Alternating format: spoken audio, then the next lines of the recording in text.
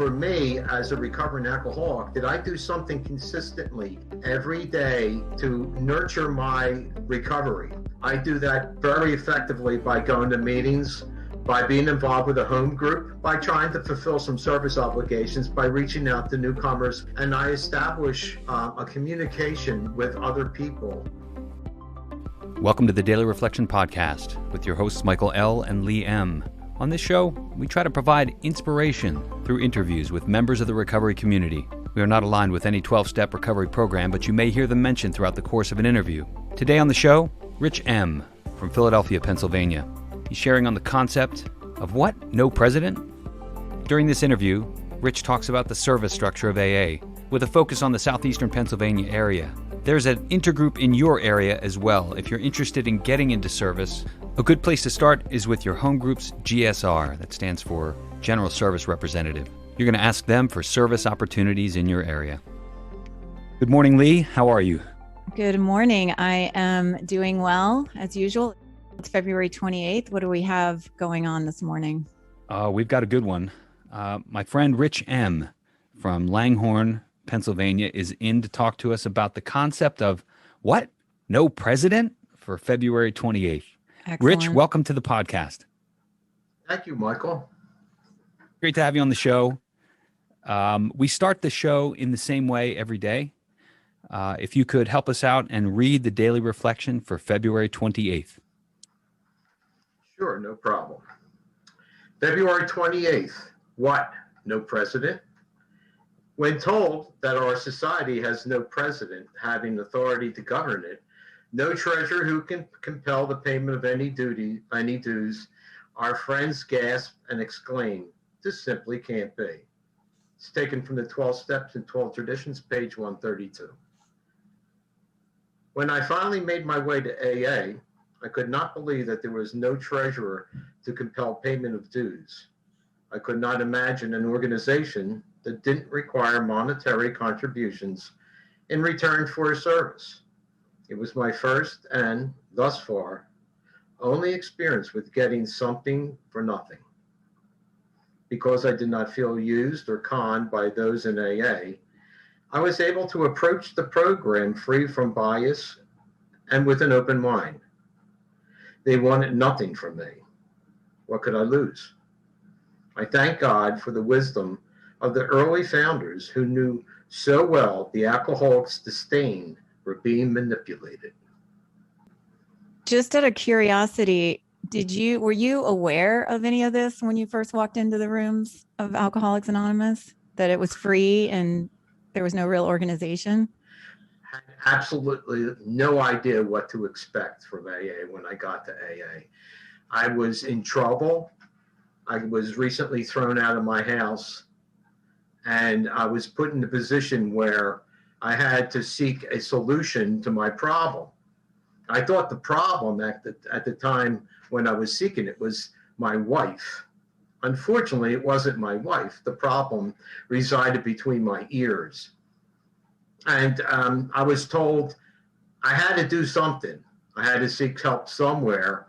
And through the efforts of the people in a intensive outpatient program that I went to, they pointed me in the direction of AA, and that's where I was introduced to the traditions and the steps. And when did you get sober, Rich? My sobriety date is July 23rd, 1994. The first AA meeting that I went to was at the Pennypack Park group of Alcoholics Anonymous. It's a clubhouse in the middle of Pennypack Park in Northeast Philadelphia. And, you know, the daily reflection talks about the service structure and the fact that the early founders knew so well the alcoholics' disdain for being manipulated.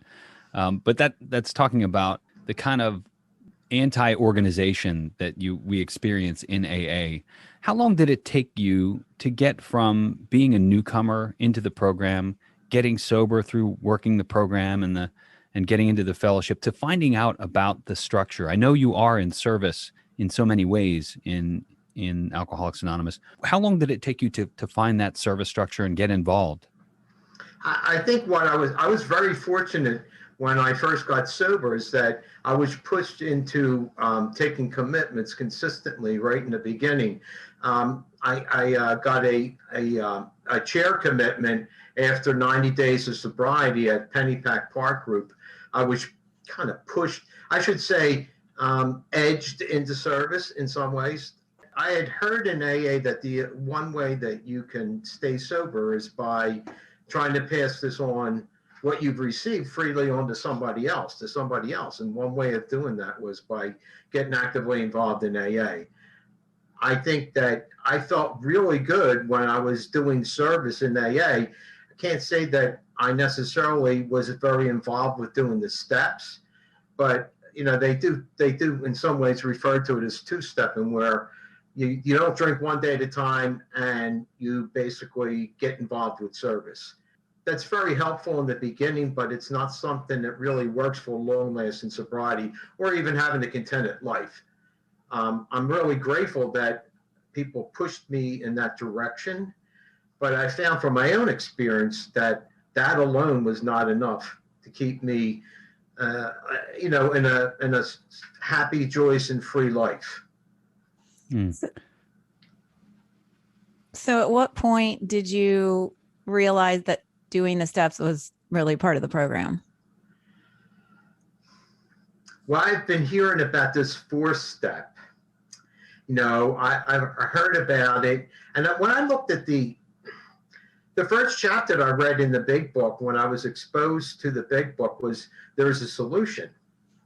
And they outlined the solution in that chapter of being spiritual in nature. And when I got here, I wasn't looking for a spiritual solution to my alcohol problem.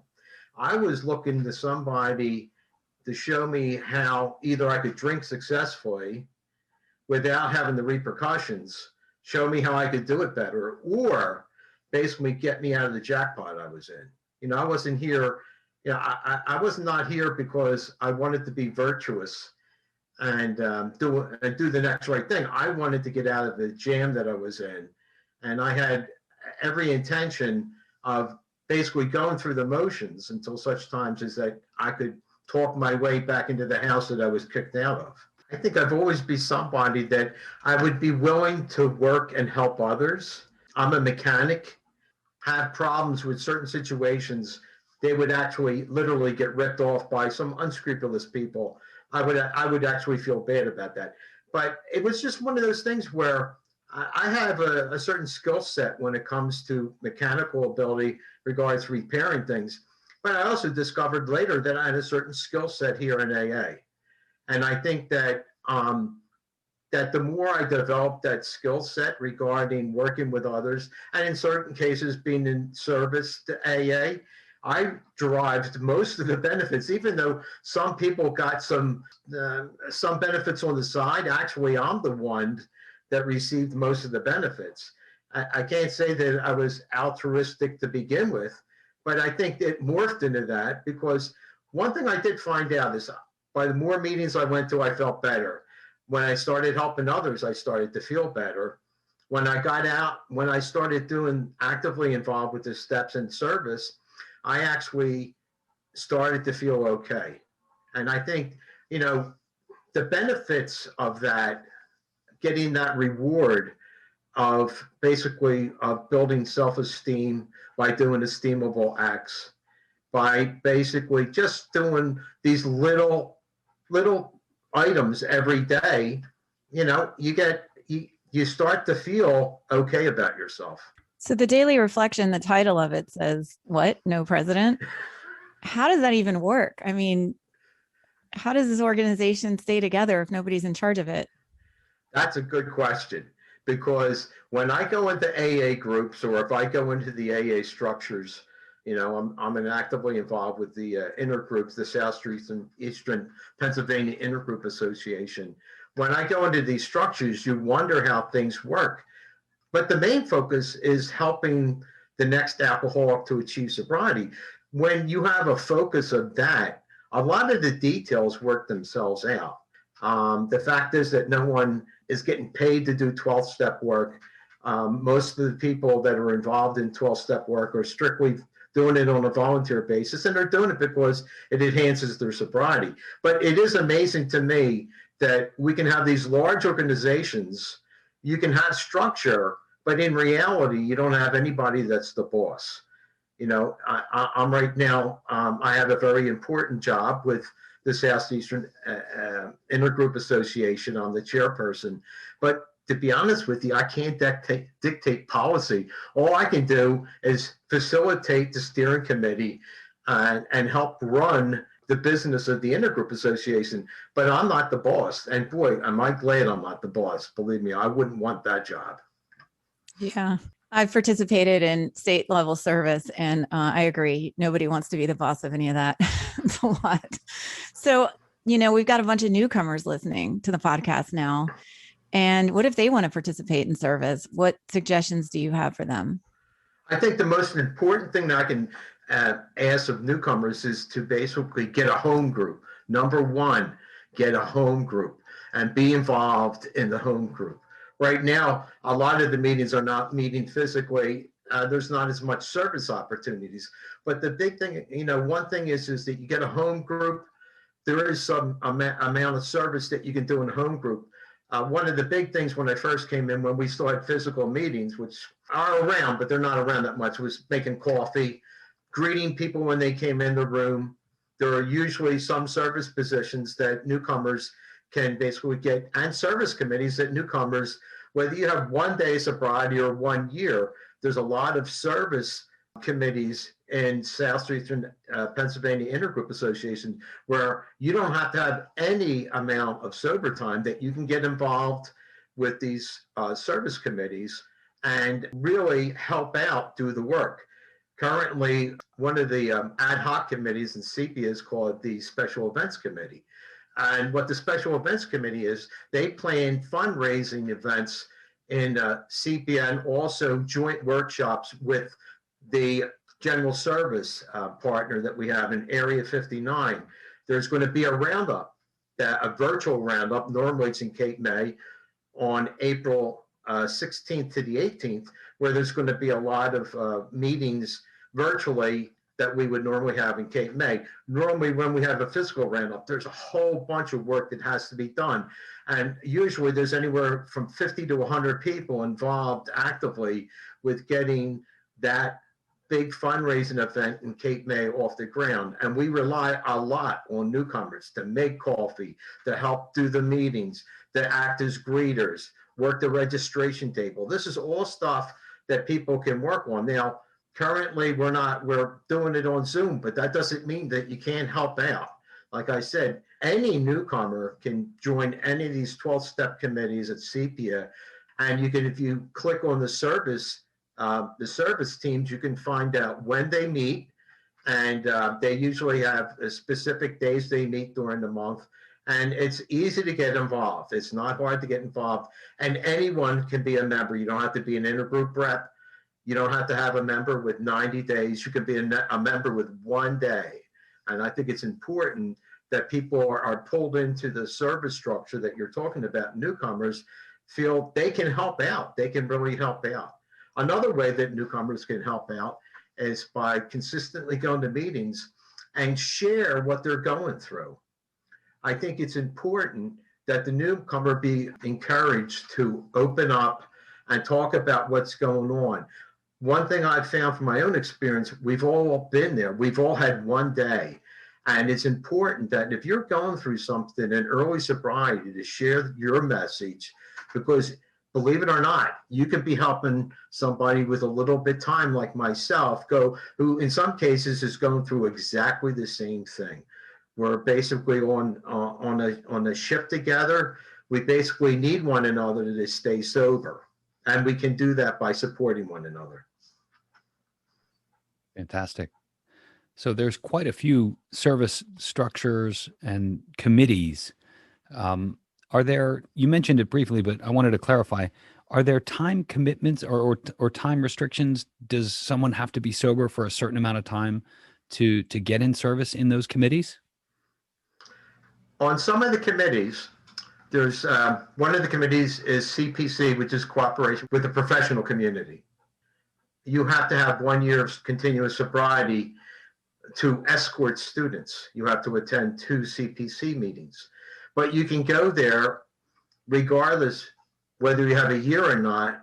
You can go there, find out what's involved, get involved with reading the CPC guidelines that are published by AA, by General Service, and find out exactly what's involved with that. Another one, like the Special Events Committee, which is an ad hoc committee, you can go there, you can have 1 day.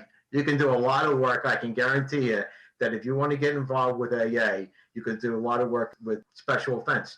Treatment facilities, basically, you can go there and try and support the liaisons that are working out in the various zones, handing out treatment facility commitments.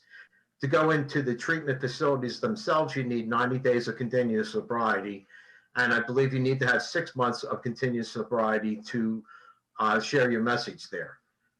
Another one is prisons. I believe prisons, I believe that you have to have a minimum of 2 years of continuous sobriety to take a meeting into the prisons. So there are certain time limitations on some of these. Finance, which is another ad hoc committee, you can go there and get involved with the finance committee. You can find out how SEPIA spends their 7th tradition money. You can have an input on the budget that they put into place.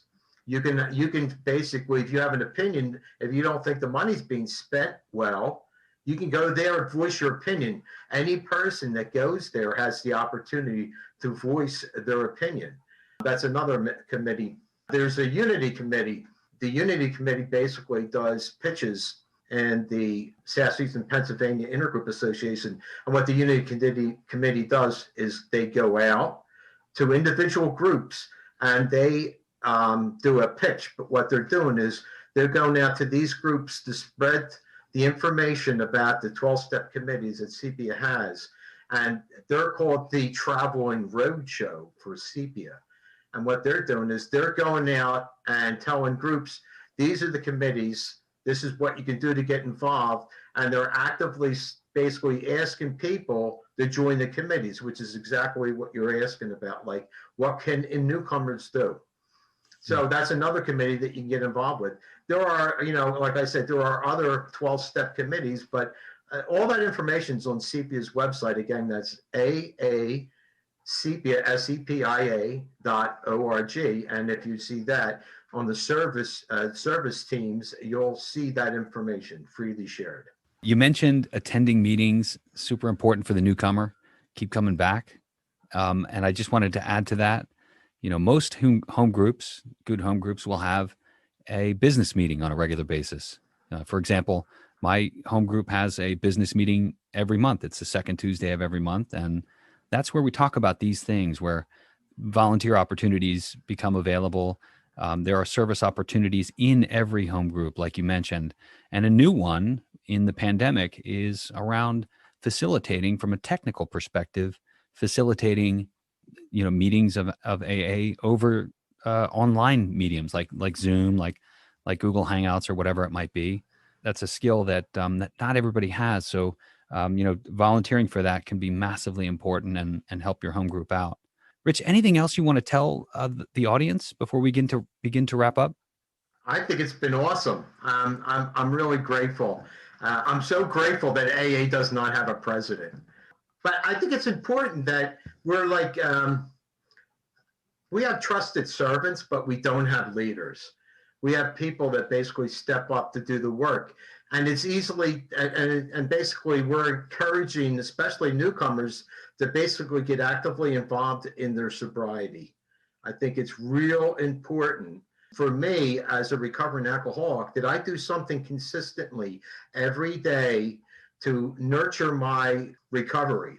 I do that very effectively by going to meetings, by being involved with a home group, by trying to fulfill some service obligations, by reaching out to newcomers, by reaching out to the people, my sponsor, who I have a sponsor, I have a grand sponsor, I have a couple people that I sponsor. But what's more important is that I reach out and I establish a communication with other people so that I'm not alone. One of the toughest things that I had to do was break down the wall of isolation that my active alcoholism built around me. I think it's real important to break that wall down and just to establish some communication with others. If you don't feel comfortable doing it in an open AA room, please get some phone numbers and utilize them, because I think it's important, if for some reason you're thinking about drinking, to utilize all the resources at your disposal. Make a phone call, meet somebody, have a cup of coffee. Just do anything but pick up that drink. Just put it off for 5 minutes. And if you get a chance, call somebody and tell them what you're thinking about. Great advice. Well, Rich, thanks so much for spending time with us. I really appreciate it. It's been a pleasure, Michael. It's nice meeting you, Lee. Nice meeting you. And I think you guys are doing great work here. I think the more that we're out in the open communicating this with others, the better it is for all of us. We agree with you. Thank you so much. And we appreciate people coming on and sharing their experience, strength, and hope around the daily reflections. It's helping a lot of people. So thanks for stepping up. Well, it was an awesome opportunity for me, and I appreciate your asking me. Thanks to Rich for joining us, and thanks to you, the listeners. If you want to find us online, you can visit us on Facebook at facebook.com/groups/Daily Reflection Podcast. You can find us on Twitter at Daily Reflector. You can read about recovery from our blog at blog.dailyreflectionpodcast.com. If you're listening on a podcast network like Apple or Google, would really appreciate a rating. Give us a thumbs up or a 5-star rating. Let us know what you think of the podcast. Lee and I would really appreciate it. Thank you.